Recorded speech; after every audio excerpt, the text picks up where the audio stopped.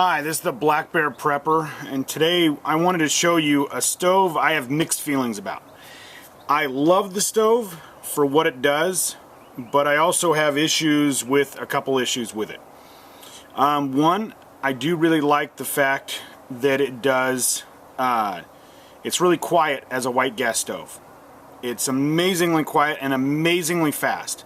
So if you're willing to put up with little issues with it, for a long-term backpacking trip, it's an amazing stove. And what do I mean by that? Why would I pick it over a long-term backpacking trip versus a short-term? Because of these guys here. This bottle costs about $6. To fill up this bottle cost me about 50 cents. And this is a roughly, 2 or 3 of these guys in actual burn time. So because this is all air, most of it's air, so that's kind of a pain. So you're gonna spend about $6 here, 50 cents to fill this guy. I think that's fairly good. So if you're going on a long-term backpacking trip, you can always carry more bottles of this, or just carry one of the little plastic bottles you get, like the Coleman fuel and things like this. This is a white gas only stove. I have heard of people running it on kerosene. I've not seen that done, and I don't recommend in America we really do that, because there's no reason. White gas is more acceptable, more readily available than kerosene in our area of the U.S. Now, one other issue I have is the priming of the stove.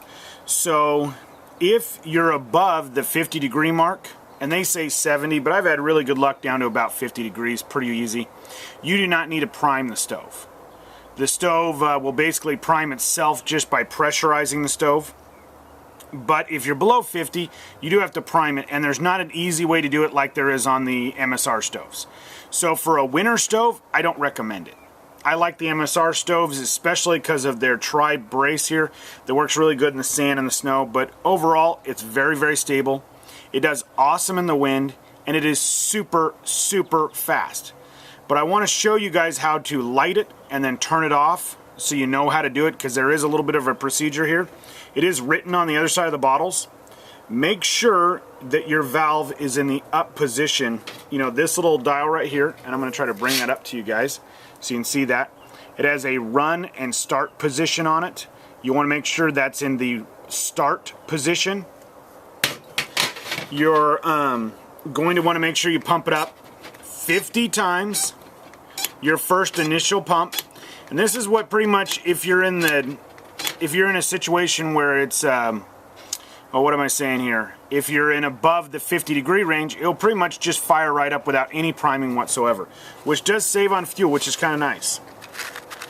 So the one thing that I don't like is that there is no way to prime the unit without taking the stove apart.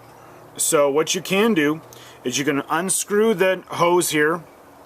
You can take the valve, put it over top, and shoot a little fuel into the cup around the top here.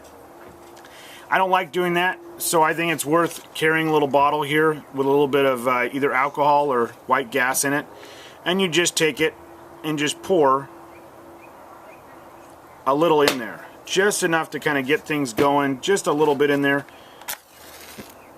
And that's going to help it get going here. Now you can't see that because this is alcohol, and I do recommend putting a little bit more alcohol in there than you really need. You want to make sure your simmer valve is all the way open with this stove. That's really important. You want to turn up the simmer valve and then use the main valve to start the stove, and then once the stove is in functioning manner, turn down the stove. Okay? So we're going to wait for this alcohol to burn off real quick. And like I said, it's really hard to see, but it is burning.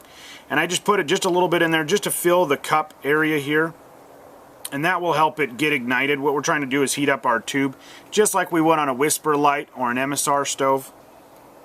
Keep in mind, I've still got it in the run position, and making sure that my valve has the on-off or the run start valve up. It's really important because the hose will actually not go into the fuel if you don't, and you'll just run out of fuel. So once it kind of gets down to a reasonable point, we're going to go ahead, it's still burning pretty good.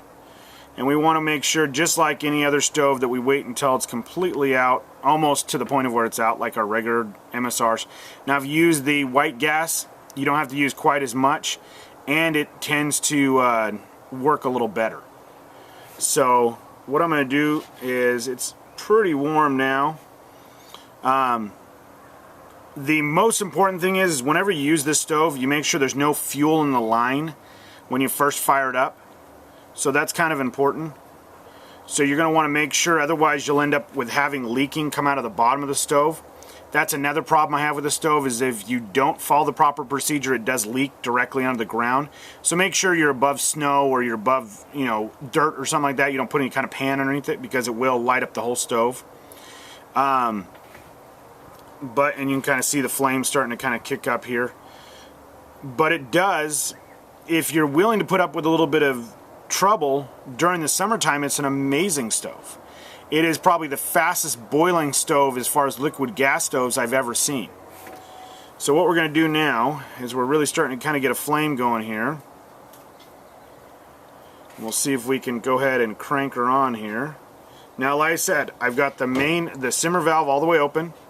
I'm going to go ahead and open up my other valve here. And you'll see a little bit of a flame. Now, as soon as that gets going,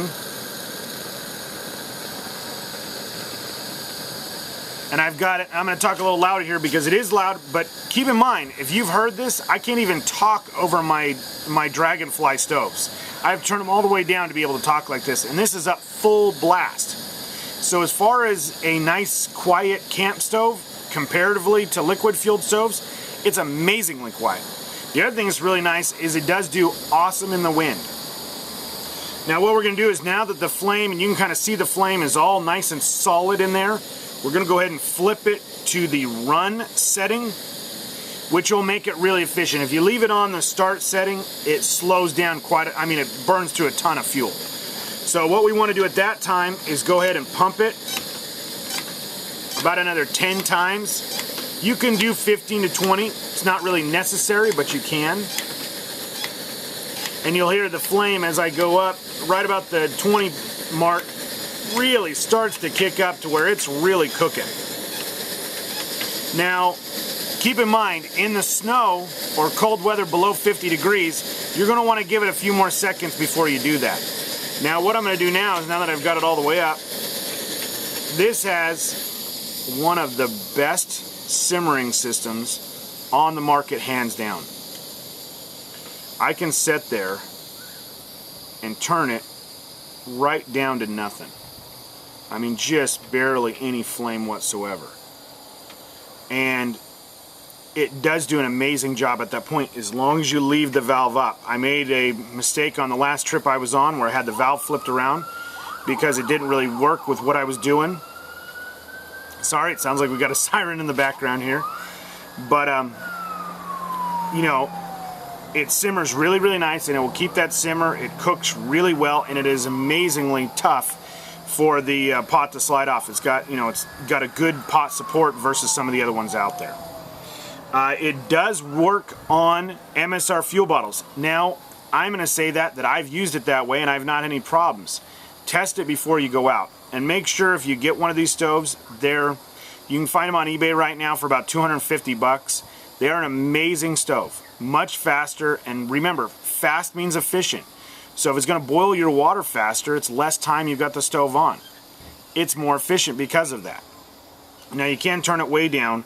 Now, one thing I do recommend, instead of having, normally what they want you to do in the manual is unscrew the hose here and drain all the fuel out of it to start it, if you're doing it in a hot temperature, 70 degree. Well, if you're not going to take the stove apart, maybe you're not moving that night, or maybe you're going to stay in one spot for several nights, turn the stove all the way up so you're really rocking. We're going to go ahead and take the bottle here, and we're going to tilt it up and turn off the main knob right here, the on-off knob. Now, I kind of tilt the stove up a little bit and get that whole thing to kind of, you'll see the yellow flame pump in there. That drains all the fuel out of here, so if you go to start it the next morning, you won't have any problems. Now the big thing I always do is I always flip it to the start position as soon as I'm done with that. And you'll hear it kind of hiss and moan and things like that. Now again, what's really cool is if I go to start it back up and it's warm outside, if it's above that 50-degree mark, like I said, I have had luck down below that, but I kind of give it a 50 degrees, like, okay, if it's 50 degrees, I prime it. If it's above 50 degrees, I don't, because the one problem is it does drip down onto the bottom of the wherever you're standing if you don't. So once I've got it set, I turn it to my, normal lighting of the stove, which is really simple. I don't have to prime it in that higher temperatures. Right now it's about 50 degrees outside. So what we're going to go ahead and do is we're going to pump it our 50 times, prime that sucker up again just like we normally would. We're going to open up our simmer valve all the way up like we just talked about. We're going to go ahead and light our match, and we're going to go ahead and put it right over top, and it catches right away, even if it's not primed like it is, even if it's not hot like it is now. Now again, same thing. We're going to open up our main valve all the way open. We're going to wait for the flame to center to where it's actually looking like all the burner, you got the little spots all the way around, look like it's burning real well. We're going to turn it, once that happens, all the way over to run, and then turn it down to your whatever temperature you want you're cooking at. Now, the other nice thing about this particular stove is that the clean out is built into the simmer valve. Normally on a MSR stove, you're going to have a shaker jet, so you'd actually have to shake the stove, which is fine. But if you're in the middle of a burn and if you haven't moved the stove for maybe a couple days, maybe you're on a snow trip or whatever, you got to turn off the stove, let it cool down, and then shake the jet. This one, you turn it up and down, turn it all the way down to simmer and then turn it all the way back up again, and the needle that's on the end of the simmer valve cleans out the jet for you. So, like I said, an awesome stove. It will work with the bigger canisters, the MSR style 900 milliliter canisters. They do have a canister for this, but keep in mind, liquid fueled stoves are not gone. They're a little bit more expensive, they're a little heavier, but that weight comes into a huge advantage in long-term trips or cold weather, because I can prime this to where this runs all the way through the canister with the same boil times. You'll see a lot of these canister stoves out there, people are going, oh yeah, with a full canister I get a 2-minute boil time with half a cup of water. Well, what happens when you want to do more than that? You end up with problems that this canister runs out of fuel before, you're going to run out of fuel twice as fast, and when it gets down to about halfway, your boil times go from 2 minutes to about 6 minutes. Again, slowing down the whole process. Now, if you're boiling a lot of water for a group, liquid fueled stoves are the way to go. Now, if you're out in the middle of the summer and you're going for an overnighter, grab yourself a nice canister stove. They're awesome. They work great. Definitely something to think about. But this is the Blackbear Prepper. So if you guys have any questions, feel free to hit us up and leave comments. We always like to know what you guys are thinking or what we should do next. If you have a product you want us to review or a topic you want us to work on, just leave a comment. We'll try to get it done for you. We will talk to you guys later. Have a great day.